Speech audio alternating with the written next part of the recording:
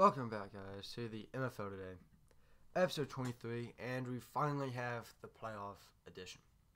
Finally, we've made it to the playoffs.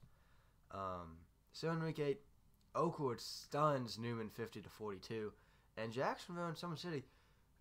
I actually really enjoyed this game. I really enjoyed a 17-14 game. And because Jacksonville won, they made the playoffs. And we were having a hard time figuring out a time for Mindbake and Cossington to play. But because Jacksonville won, that game legit meant nothing. So we could just go and move on. Film it. And so then this is how the standings turned out. Mindbake 1, Newman 2, Jacksonville 3, Summer City 4, Oakwood 5, Cossington 6. And before we get into the playoff matchups, I told y'all I'd give y'all the stats. So here y'all go. I just pause it whenever you want. I'm just going to quickly go through them here. Try to give y'all some time to pause it through that. And there's one thing, third down and fourth down conversion is something we've started recently. Actually putting into stats because Caden or Grand City wanted them. And so I was like, okay, it's not that hard to actually go back and put them in. So especially if you actually keep track of them during a game, it's relatively easy.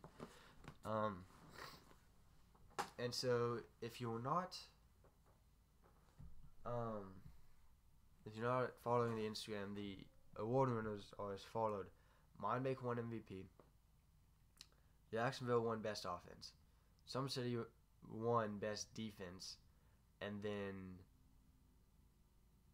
Cossington won most improved. And defense of the year was the most questionable. Mindbake thought they should have won it. Summer City was glad that they won it. So we kind of, so we actually kind of went in depth stats. Now you have to remember, Mindbake played one less game than Summer City, so we have to use per game averages to really decide stuff.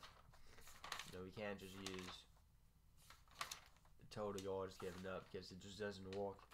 Because Mindbake will more than likely have less in all categories, which they actually don't in some. And so defense, in rushing yards given up, Summer City was actually Mindbake was the best with only 516 given up, but they averaged 73.7 rushing yards a game. Summer City was the best in terms of per game average with 67.7 or 67.8 rushing yards a game. Jacksonville came in third, 74.8 passing yards. Again, Mindbake had a lower total, but Summer City had the better. Actually, no, Jacksonville had the better passing defense statistically with 116.4 passing yards a game. Summer City second with 124.8, and Mindbake came in third with 126.7. And then total yards, obviously Mindbake gave up the least, but they came right at 200 with 200.4 total yards a game. Jacksonville edged that out, 121.1. And so Jacksonville didn't win.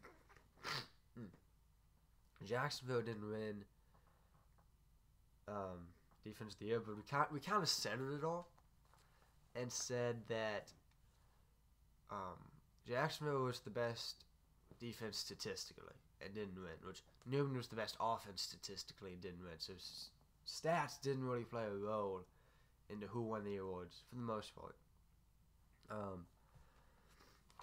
And then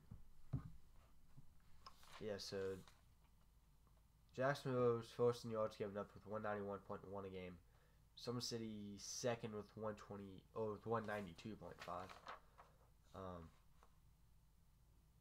There's offensive statistics. And then points allowed per game. Mindbake actually for the third straight season allowed less than 30 with 29.9, but Summer City allowed 29.8. So Summer City edges them in points per game too. Let's see what else. Okay, so yeah. And then the thing about some city was lag. Was that do they perform better at home because of lag? So if you just look at the record, then yeah, because they were 3-1 at home, 1-3 on the road. But if you actually look at the numbers, their defense actually gets better away from home. So defensively at home, some city was allowing 36.5 points a game, allowing 82 rushing yards a game, and allowing right around 161 passing yards a game, which comes out to an average of 243 total yards per game. They were actually getting outgained at home, but they somehow won 3 games. And then on the road, only allowed 23 points per game on the road. Only 54 yards rushing and 89 yards passing. So the defense of some city got a whole lot better on the road. So the conclusion is it's not lag. The lag that is said to be existing at their stadium is not causing them to be better. It's not.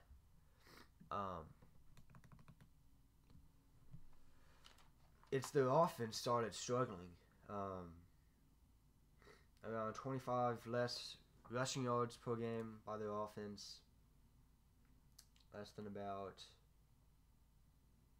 that's 50 passing yards a game. And then at home they averaged 38.3 points a game. On the road only 19.5. So, I mean, if you look at the splits, the whole idea that some city was better at home because their defense is awful. Because I can think of it off the top of my head.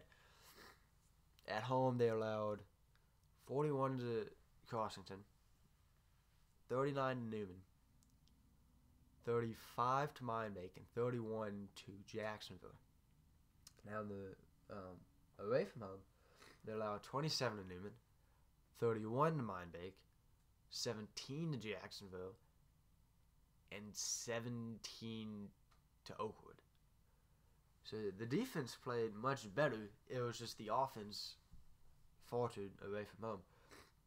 And I think the big thing because of that, they can't throw deep away from home. I think ultimately that's the thing preventing them from running on the road is because they don't know how to throw deep. So that's the huge controversy going on. And then here are the playoffs. Some city in Mindbake, you guys will be seeing that 6 p.m. on Sunday. Jacksonville and Newman, 8 p.m. on Sunday. We're actually going to be playing those games on Saturday. Just want to give you guys an extra day to get ready for them. Then we'll upload them Sunday night. And then right now, Creep Roll 16 is set for 11 a.m. next Sunday, which is November 24th. The time can change. Actually, no, hold on. No, not next Sunday. My bad. It's actually the 23rd. It's actually next Saturday. My bad. 11 a.m. next Saturday. That time can change. I don't think it will. Because knowing the teams and knowing who we can get to ref, that game should be at 11 a.m. again. The Instagram will be updated more constantly than the YouTube. The YouTube, if we have a change, I'll tell you Thursday to prevent back and forth between time changes. But I might tell you Tuesday if the time gets changed. So just be ready for time changes. Again, the Creep Roll, we've actually done a pretty good time of not really having to change the time. Mainly because we play it so early on a Saturday. 10 we had actual weather that made us unavailable to play it. 11 we were on time. 12 we were actually dead on. We didn't record season 12. In season 12 we had scheduled a kickoff at 5:30 on Friday night, and we were lining up for the kickoff on 5:30. So we timed it perfectly. 13, we didn't record that. 13 we were able to start 11 a.m.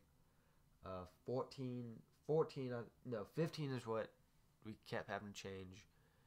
15 15 is what we had to keep changing. 14 was set, and then I mean, historically, I don't think we have really ever had to move the creeper roll that much.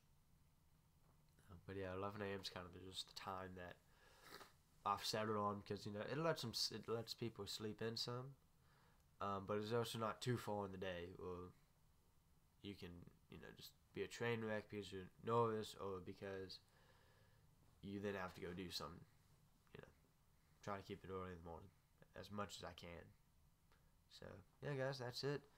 That's the playoff edition, and we will see you guys at 6 p.m. on Sunday with Summer City at Mindbake in JT City.